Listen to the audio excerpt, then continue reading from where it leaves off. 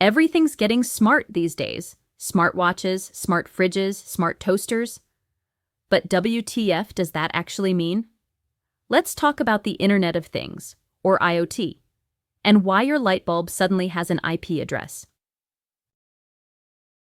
The Internet of Things is just a fancy way of saying everyday objects that connect to the Internet and talk to each other. Your smartwatch? IoT? Your smart speaker? IoT?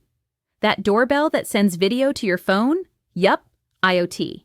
It's like the world around you is syncing up, tracking, sensing, and streaming data 24/7. In your home, smart thermostats, vacuums, lights, TVs, ovens, all part of IoT. In cities, parking meters, traffic lights, garbage bins, all going digital. In hospitals and factories, even medical equipment and industrial machines are talking. IoT is everywhere. You're basically living inside a Wi-Fi network.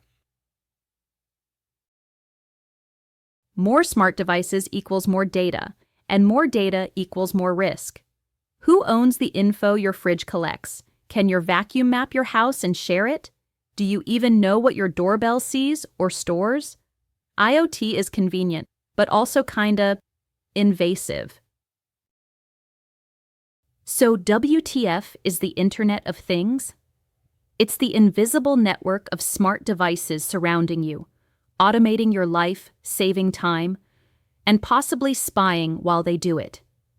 Now you know. Your toaster's not just making toast. It might be sending packets too.